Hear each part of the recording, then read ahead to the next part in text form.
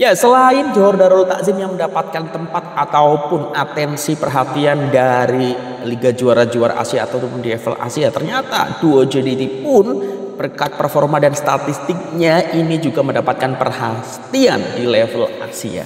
Nah, MFL perkenalkan kalender untuk Liga musim 2024 dan 2025 ya. Nah, apakah ini memungkinkan JJS untuk datang lagi ke Malaysia ya? Detailnya seperti apa? Ikuti video ini sampai akhir. Selamat datang di JJS Update.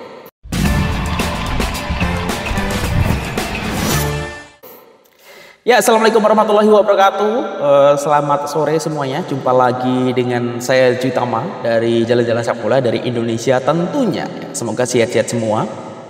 Di edisi Rabu ya 11 Oktober 2023. Nah, kita tahu performa JDT di Liga Juara-Juara Asia walaupun di perlawanan pertama kalah ya dengan Kawasaki Frontale, tetapi di perlawanan kedua JDT akhirnya mendapatkan 3 mata perdana selepas mengalahkan tuan rumah PG Patum ya dengan skor yang cukup meyakinkan. Dan beberapa performa yang mendapat atensi tentu Arif Aiman, Bregzen, dan juga termasuk Wan Nis. Nah, selain kiprah JDT di Liga Juara-Juara Asia yang mendapatkan banyak atensi ya di level Asia ini, ternyata secara performa ataupun statistik ada duo dari Johor Darul Takzim ya juga mendapatkan perhatian di Asia. Nah, ini aku baca dari makanbola.com ya, dari Azri Hasik ya penulisnya. Statistik terkini 2 bintang Johor Darul Takzim di pentas Liga Juara-Juara Asia terus menjadi perhatian ya. Judulnya seperti itu. Ya, pemain sayap JDT Arif Aiman Hanafi dan juga impor tengah Harimau Selatan Huan Munis telah disenaraikan dalam kelompok 5 pemain yang paling banyak merekodkan most duel won untuk zone timur. Bagi kampanye Asian Champions League 2023, Arif setakat ini berhasil mencatat 11 kali kemenangan perebutan bola dan menjaringkan 2 gol. 2 jaringan yang dicatat Arif Aiman adalah ketika JDT menewaskan Kawasaki Frontale 4-2. Salah ini maksudnya PG Patum. Import dari Spanyol, Wan Munis pula merekodkan sebanyak 10 kemenangan perebutan bola dan berjaya meledak 1 gol selepas 2 penampilan di pentas Asian Champions League musim ini. Selepas mengarungi 2 perlawanan, Arif dan Munis dilihat sebagai watak penting buat skuad kendalian Esteban Solari apabila mereka berdua kekal berada dalam kesebelasan utama JDT di saingan Asian Champions League.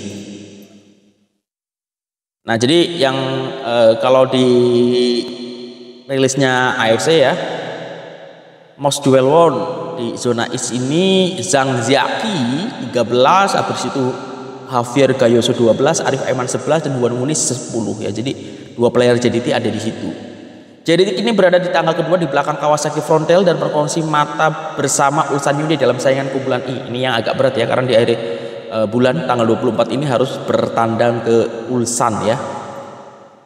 Aksi seterusnya menyaksikan skuad Harimau Selatan akan menentang pasukan Perak di saingan Piala Malaysia 2023 sebelum kembali bersaing di pentas Asian Champions League berdepan dengan Ulsan Hyundai pada 24 Oktober di Stadium Munsu ya, partai away yang tentu sangat berat. Kalau kemarin lawan BG Patum walaupun menang dengan selisih 2 jaringan itu pun berat, ini beda lagi levelnya ya karena harus away ke kandangnya jagoan ataupun gergaji dari Korea Selatan ini. Nah, kira-kira seperti apa? Nah, menurut aku kalau misalnya JDT boleh ya mendapatkan 1 mata saja itu sudah sebuah prestasi ya karena levelnya adalah klub papan atas di Korea ya ataupun klub besar lah di Korea ini. Jadi cukup mengerikan juga ya WK. Tapi sekali lagi karena JDT sudah terbiasa di level ini harusnya tak perlu kaget dan tidak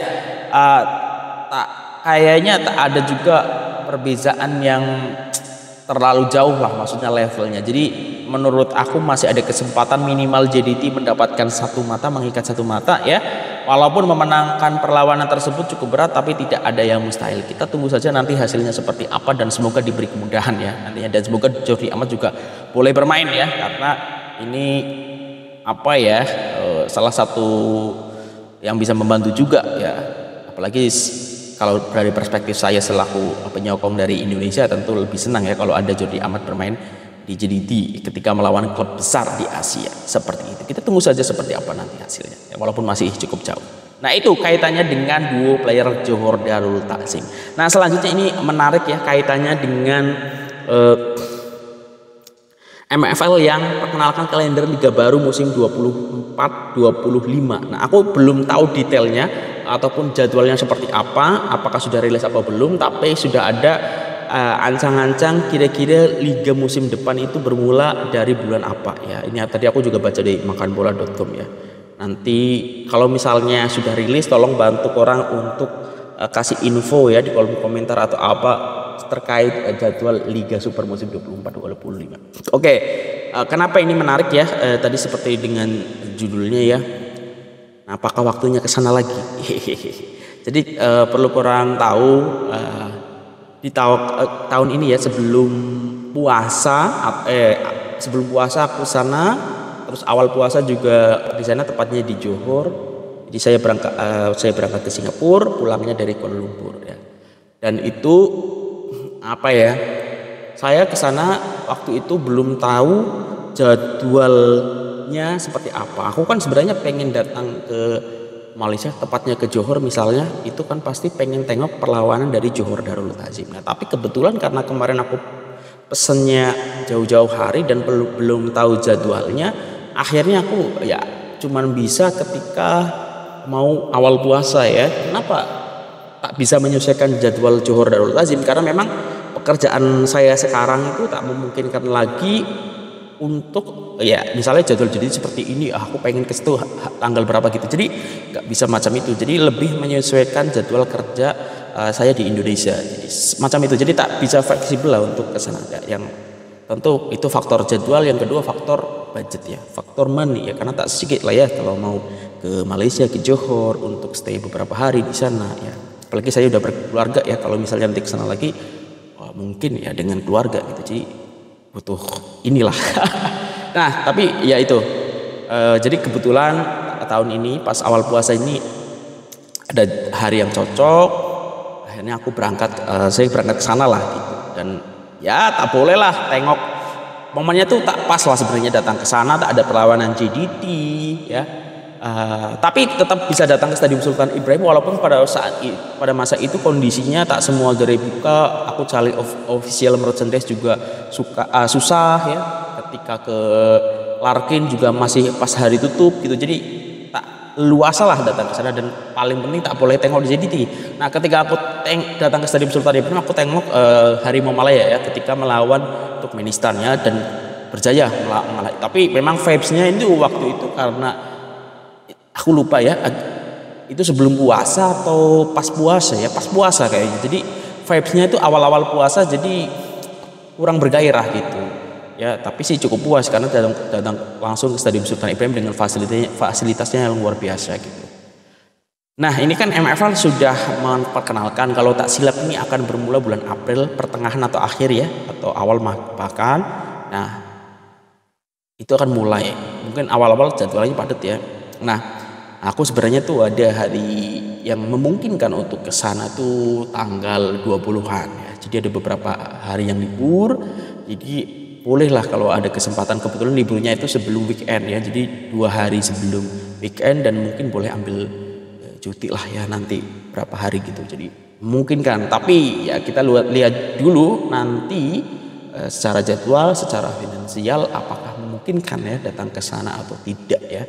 Tapi aku juga pengen lihat nantilah jadwalnya seperti apa, apakah di jadwal itu ada partai yang menarik ya, tentu saja yang melibatkan Johor Darul Takzim ya. Kita tunggu saja nanti seperti apa, ada keinginan tapi ya kendalanya tentu yaitu nanti jadwalnya seperti apa, dan juga kedua faktor ini ya, karena kalau sendiri pun cukup lumayan banyak, itu pun sebenarnya sudah dibantu sama teman-teman dari Johor kemarin ya, Sabik Maskup yang memberikan tumpangan dan segala macam. Nah kalau misalnya datang dengan keluarga otomatis budgetnya lebih banyak lagi ya. Tapi sangat ingin lah aku, rasanya tuh walaupun aku kemarin izin ke istri itu datang, ya ini momentum kapan lagi ke sana gitu. Tapi kebetulan datang ke sana itu tak boleh tengok JDT gitu.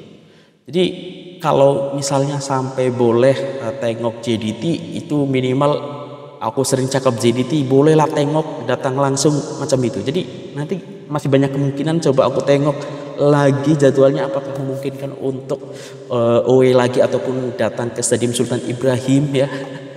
Ada ya kalau bisa bersama keluarga tentunya. Nah, ya doakan aja teman-teman, semoga ada jadwalnya sesuai, ada rezeki juga, dimudahkan semuanya. Jadi kita tunggu saja nanti seperti apa. Nah, mungkin itu update JJS di 11 Oktober 2023 ini. Semoga dimudahkan semua urusan korang semua yang sudah ada planning dan segala macamnya. Kalau ada kesilapan aku mohon maaf ya. Siap-siap semuanya. Assalamualaikum warahmatullahi wabarakatuh. Dah.